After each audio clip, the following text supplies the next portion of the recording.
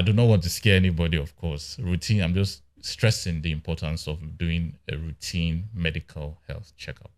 With routine medical blood tests twice a year is paramount, is okay, and it's fair enough for the year.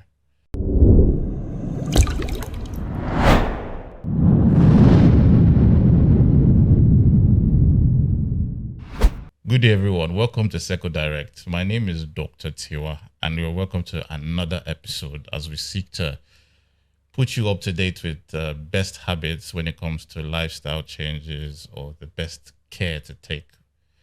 And today, we're going to speak about medical tests, routine medical tests. So, what are routine medical tests? So, routine medical tests are different benchmarks that you want to take just to see how your overall well being is. Is also to get ahead, to be proactive in terms of knowing health problems before they get serious or before they become complications, to catch potential issues early on and making sure that those issues lead to better outcomes and longer life. This is why these routine medical tests are very, very essential. It's advised for you to do them at least twice a year with a recognized healthcare provider. So what kind of tests are done in this routine medical test? So first of all, we usually have the blood tests.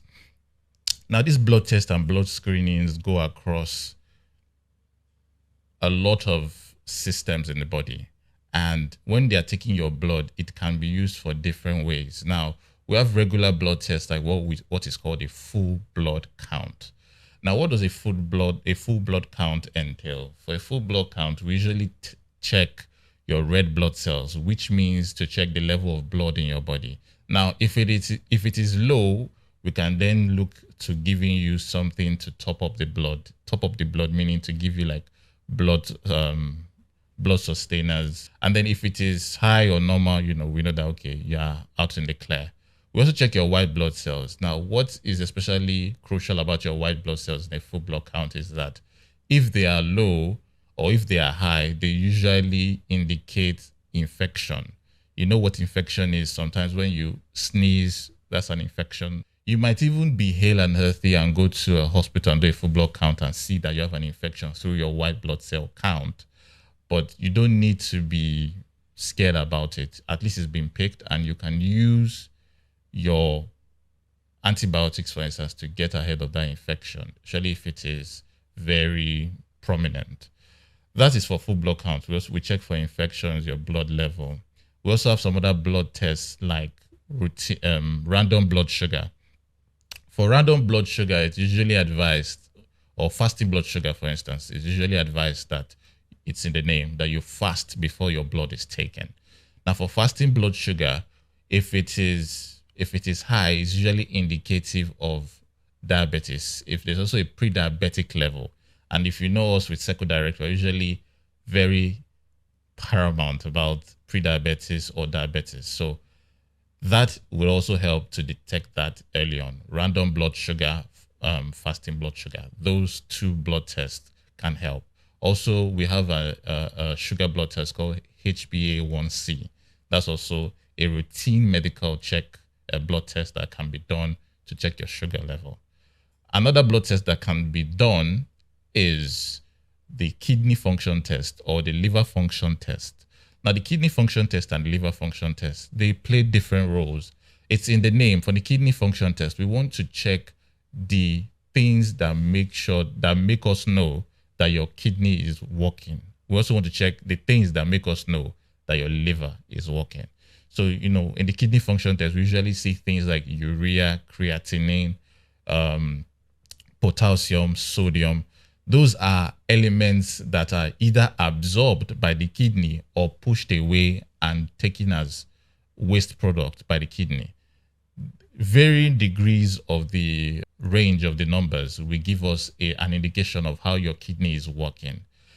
The liver too, we usually check what is in the liver called, there's something in the liver called hepatocytes. Hepatocytes are small cells that usually are the work soldiers of the liver. They're the ones that do the job, that do the detoxification of the body. They're the ones that push waste product out. They're the ones that convert the drugs that you take to make sure that they work. So these hepatocytes, we have different ways to check if they are doing the work that they are meant to do.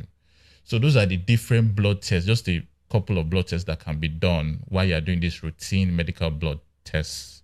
Additionally to them, you can do, okay, I also want to add cholesterol.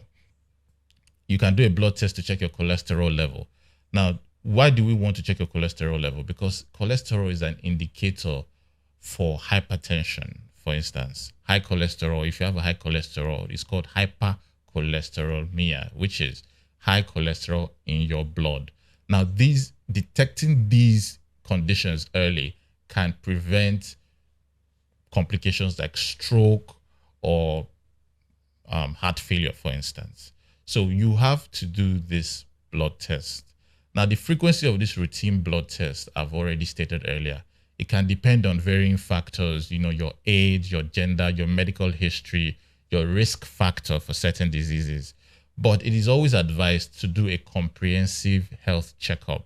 There are a lot of healthcare providers that usually have cadres of checkup in their hospitals where you can do different cadres depending on how much you can get them or which ones that are more important to you depending on what you think is wrong with you or what you want to point out to. Now, in terms of preparation for this routine blood test, you can just walk into your healthcare provider and ask to do a comprehensive routine blood test checkup. There isn't really any specific instructions prior to you getting to the hospital that you need to do. But when you get to your healthcare provider, they can provide you with specific instructions. For instance, if you go in the afternoon and maybe you're eating in the morning, they can tell you that, because you need to do a fasting blood sugar, you have to come back the next day fasting to do that.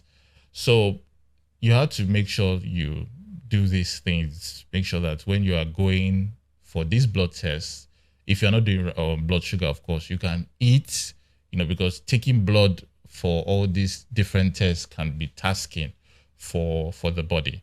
So those kind of things can also prepare you for a routine blood test.